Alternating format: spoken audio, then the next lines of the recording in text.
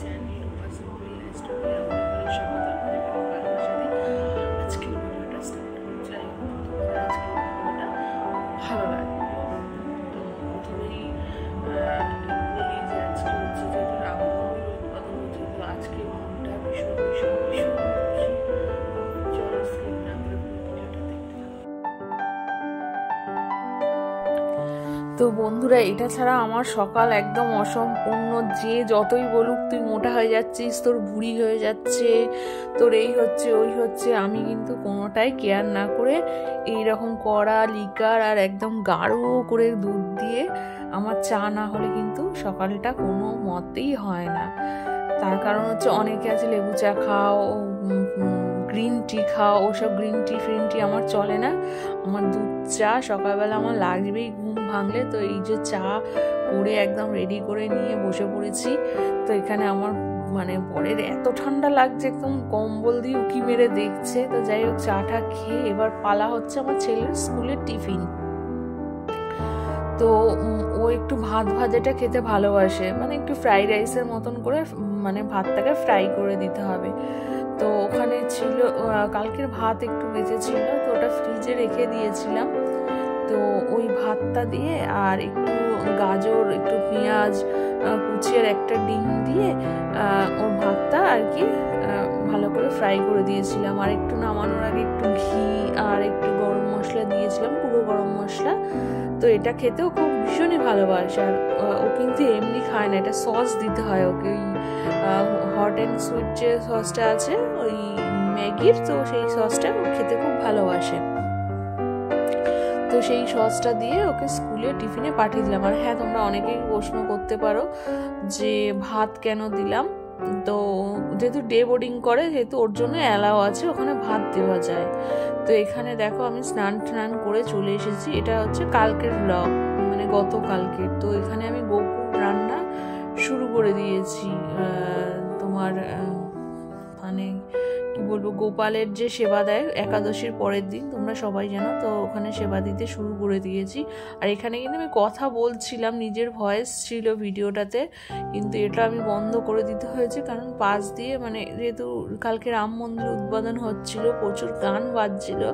তো সেখানে আমার ভিডিও হয় ডিলিট করে দেবে ইউটিউব, না হলে হয়তো কপিরাইট খেয়ে যাব। তো তার জন্য আমি সাউন্ডটাকে আবার অফ করে দিতে হলো। তো যাই হোক, এখানে গোপু সোনাকে স্নান করিয়ে দিলাম, ভোগটা বসিয়ে গোপু সোনাকে ভোগ বসিয়ে। আর ও যেহেতু স্নান করে বসে থাকবে চুপ করে, তাই জন্য ওকে একটা ক্যাডবেরিও দিয়ে দিয়েছিলাম। বললাম সোনা খাও, তোমার ভোগটা হোক, তারপর তোমাকে আমি নিবেদন করব। তো যাই হোক, এখানে ভোগটা বসিয়ে যে প্রচুর ঠান্ডা লাগছিল জানো তো, যেহেতু বিয়ে বাড়ি ছিল।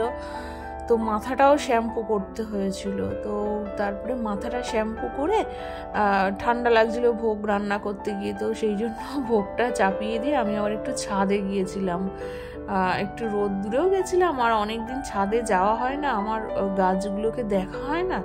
তো সেই জন্য আর কি দেখতে গেছিলাম। মা জল দিয়ে দেয় গাছে, তো সেই জন্য যাওয়া হয় না। তো দেখো, আমার ছোট্ট একটা ক্যাপসিকাম গাছে দুটো ক্যাপসিকাম হয়েছে।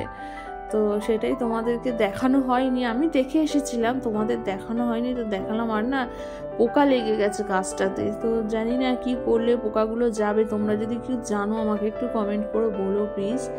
আর এই যে স্ট্রবেরি গাছে কিন্তু দুটো স্ট্রবেরির ফুল এসেছে। আগেও স্ট্রবেরি হয়েছিল আমার গাছে, তো সেগুলো খেয়েছি। চারটে স্ট্রবেরি হয়েছিল, তার মধ্যে একটা পাখি খেয়ে চলে গেছিল, আর বাকি তিনটে আমরা পেয়েছিলাম। আর এই যে এটা আমার অ্যালোভেরা গাছটা, যেটা আমার ঘরে ছিল, এটাকে ছাদে দিয়ে দিয়েছি। কেন বলো তো, ও না আওতার জন্য বাড়তে পারছে না, তো সেই জন্য দিয়ে দিয়েছিলাম ওকে ছাদে। তো যাই হোক, এখানে গোপু সোনার ভোগ একদম রেডি, গোপুকে বসিয়ে দিয়েছি খেতে। তো কালকে বেশি কিছু করিনি, গোপুকে একটু ভাত করে দিয়েছিলাম, সব সবজি দিয়ে সেদ্ধ ভাত, বাটার আর একটু পায়েস করে দিয়েছিলাম। তো এত ঠান্ডায় না, মানে কখন কি করে উঠবো নিজেও বুঝতে পারছিলাম না। মানে করতে তো হবে, একদিকে ধরো নিজেদের রান্না থাকে, তারপরে গোপুর রান্না, তো সেগুলো করবো তো একা হাতে। তো সেই জন্য যেটুকু পেরেছি সেটুকু করে দেওয়ার চেষ্টা করি। আর বলি সোনা, তুমি রাগ করো না, যেটুকু দিচ্ছি তুমি সেটুকুই সেবায় নাও। তো এই যে আমার সন্ধে হয়ে গেছে, বিয়ে বাড়ি রয়েছে বুঝেছো, কিন্তু মানে তো বিয়ে বাড়ি যাওয়ার সময় একদম রেডি হতে হবে, তো সেই জন্য না কম্বল ছেড়ে উঠতেই ইচ্ছা করছিল না। দেখতেই পাচ্ছ মুড অফ, কেমন করে বসে আছি, ঠান্ডায় উঠতে তো হবে। যাই হোক, তো তারপরে এই যে একদম রেডি, আমি একদম রেডি হয়ে গেছি তো বিয়েবাড়ি যাওয়ার উদ্দেশ্যে।